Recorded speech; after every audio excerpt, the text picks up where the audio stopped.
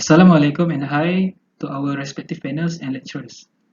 We are from KK14 and our topic is production of phenol from cocoa pod husk. Our supervisors are Dr. Rosia binti Rohani and Dr. Manal binti Ismail, and our industrial mentors is Lim Zi Heng and Tan Junzen. For the introduction, our raw material is cocoa pod husk. Malaysia used to be the third largest cocoa exporter in the world. Cocoa fruit are important commodity in Malaysia because of the economic value of its seeds or bean to produce high demand products such as cocoa powder, butter and chocolate. Cocoa pod husk represent between 7 to 75% of the whole cocoa fruit weight, where each ton of cocoa fruit will produce between 700 to 750 kg of cocoa pod husk. Our plant will produce phenol as our product. Phenol, any of a family of organic compound characterized by a hydroxyl group attached to a carbon atom that is part of an aromatic ring. Phenol, also known as monohydroxybenzene, benzenol or carbolic acid. The figure shows chemical structure of phenol. Phenol will be one of the ingredients in hand sanitizer, which is non-alcohol hand sanitizer, and act as antioxidizing agent in the hand sanitizer. The other usage of phenol is, first, as a disinfectant in household cleaners and in mouthwash, a common antioxidant in food, starting material to make plastic and explosives, and used in wood preservative. For the supply and demand is 15,996 and 100 tons per year. The supply is 15,000 tons per year, and the deficiency is 906,100 tons per year. This formula, demand minus supply, to get the deficiency. Production in a day is 24 hours, maintenance 2 days per month, production time per year is 8,184 hours.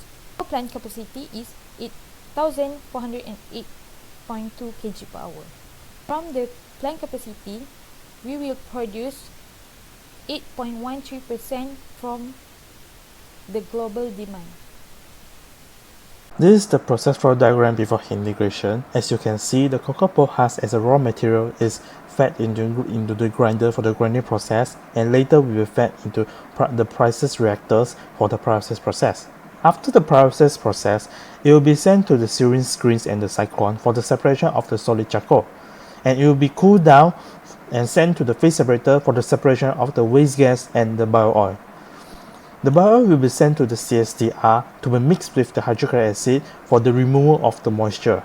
After that, it will be fed with the caustic soda for neutralization purpose, and finally, it will be sent to the distillation column for the separation of phenol and water-soluble salts. This is the process flow diagram after heat integration, which involves two heat exchangers. For the instrumentation control system, reactor R101 and reactor R102 have same function, which is they have same type of control system, and the function is to maintain the temperature inside the reactor. For reactor R103, the type of control system is flow control, and the function is to maintain the inlet flow of the reactor. Cooler E101, the type of control system is temperature control, and it is to maintain the temperature in the cooler. For the phase separator S101, there are two types of control system, which is level control and pressure control. And the function is to maintain level of oil inside the vessel, and for the pressure control, to maintain the pressure so it is not over pressurized. Lastly, for the distillation column D101, they also have two types of control system, which are level control and temperature control. For the level control is to avoid flooding, and for the temperature control is to maintain the temperature. As indicated on the PNID, the sensor will transmit the signal from transmitter to indicator and controller, which located in the control room. From here, the operator can control the parameter value, so the output signal will be converted into pneumatic signal that will act on the actuator whether to close or open the valve.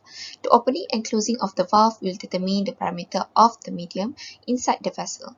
Other than that, we implement bypass valve at our bypass pipeline to provide continuous operation in case of regular maintenance of a control valve. For the process description, The process begins with the combustion of CPH inside the pyrolysis reactor with the presence of oxygen with high temperature and pressure. All material will be transferred into sieving chamber, and inside the material is then transferred to the cyclone. In the cyclone, all the solid charcoal will be purified before undergoes separation process. For the separation process takes place in the three-phase separator. Components like bioil and gases like methane and carbon dioxide will be separate. Then the bioil is then transferred to the second reactor, which is CSTR, for further reaction with hydrochloric acid. The end product will produce phenol and water. For production capacity of our plant is about 75,987.84 kg per hour. For the reactor sizing and costing, first is pyrolysis reactor R101.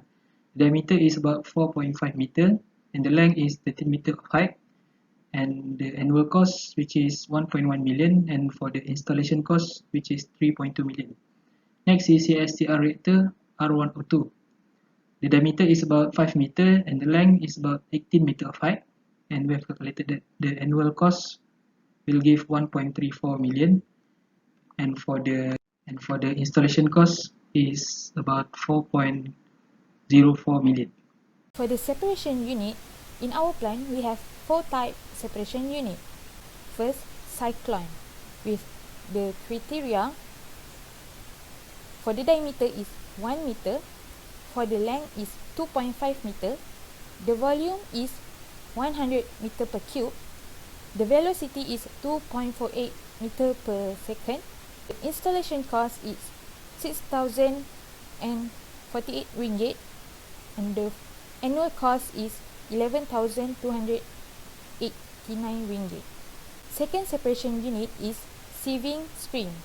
The criteria is the diameter 3 meter, the length 3 meter, installation cost 245 ringgit, annual cost 3,667 ringgit. Third separation unit is phase separator. The criteria is the diameter is 1.17 meter, the length is 7.35 meter, installation cost 182,312 ringgit, the annual cost is 2,187,744 ringgit. Lastly, distillation column. The criteria is the diameter 0.6 meter, the length is 10 meter, area of condenser is 2.87 meter square, area of reboiler is 0.77 meter square, installation cost is 94,348 ringgit, annual cost 772,176 ringgit. The wastewater treatment plant consists of one equalization tank, one evacuation tank, 2 clarifiers, 1 aeration tank, 1 starch tank, and 1 filter press, which the wastes are mostly sodium chloride, caustic soda, and water. For the waste minimization part is there are 3 types of waste: charcoal, solid waste, and we reclaim the value by selling as commercial product, which is used as activated carbon. Water soluble salt as liquid waste, we recover the byproduct by evaporation crystallization process to form sodium chloride in solid phase and sell or use as industrial material. Last but not least, carbon dioxide, which is gas waste. After the calculation of concentration of carbon dioxide, the gas will release at 2,456.88 ppm, which is below the threshold value 5,000 ppm. The gas waste will be purged due to the low ppm. At the right side, show the waste inventory. First, for the solid waste charcoal at stream 17 at temperature 150 degrees Celsius and 1 bar. The liquid waste, which is water, caustic soda, and sodium chloride, at stream 31 at temperature 100 degrees Celsius and the pressure is 3 bar. For the gas waste is methane, inert gas, and carbon dioxide at stream 20. The temperature is 25 degrees Celsius and the pressure is 1 bar. For economic analysis, after doing some calculation, The value of return of investment is 0.65.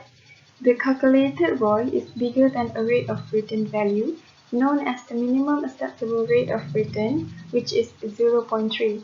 Next, so the payback period was also calculated and compared to the reference PBP.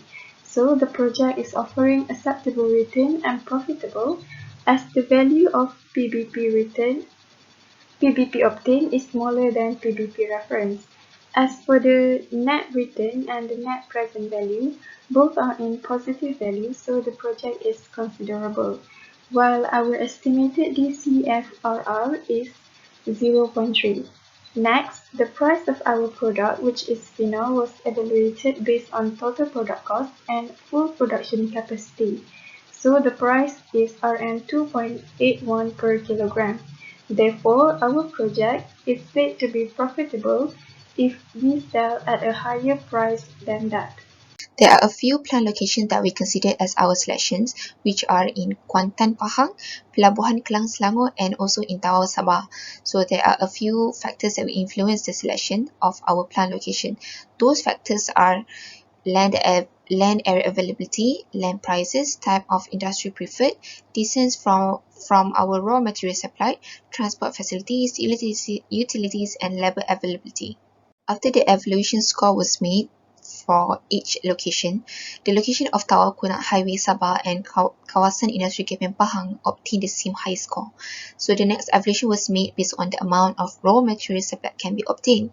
Tawau Cocoa Estate Sedia Berhad with 6,000 acres has larger plantation area of raw materials than the overall cocoa plantation in Semenanjung only with 3,000 acres. Hence, Tawau Kunat Highway Sabah was chosen as the plant location. Based on the plant layout, a few safety aspects were implemented.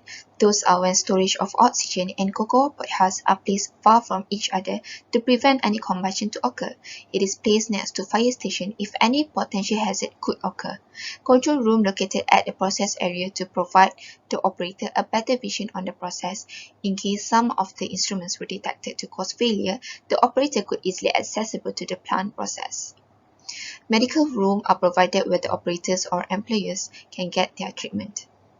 In our project, there are several requirement acts and regulations that is related to our plant production, which are Factory and Machinery 1967, OSHA 1994, and CIMAH 1996. All of them are required as a guide in order to ensure the production can run smoothly without any undesired incident. As for hazard identification, risk assessment, risk control, which also known as HARAC, the possible hazards were identified for each of our main process, which are grinder, pyrolysis reactor, sieving screen, cyclone, three-phase separators, CSTR reactor, and distillation column. Then the risk assessment, such as the score for the likelihood, severity, and risk were determined based on the identified hazard earlier. Lastly, for the risk control, it is also determined in order to prevent or to minimize the possible hazard. The conclusion, our plant is producing phenol as a raw material for non-alcoholic hand sanitizer. We are using cocoa pod husk as our raw material in producing phenol. The plant capacity of phenol for our plant is 8,408.2 kg per hour. The waste management of this plant includes solid, liquid, and gas waste treatment. Several legal requirements, acts, and regulations that related to this plant production are Factory and Machinery 1967, OSHA 1994, and SEMA 1996. In economic analysis, the estimated capital investment and total product costs are 64.28 million Malaysian ringgit and 207.15 million Malaysian ringgit respectively. The estimated payback period is 1.2 years and the net present value shows a positive value, which means the project is considerable. The plant location was selected based on deep geological research, which is in Tawau Kunat Highway Sabah. It has a larger plantation area for our raw materials. Also, all the factors of a good relation for a plant is considered before finalizing our plant location. Thank you.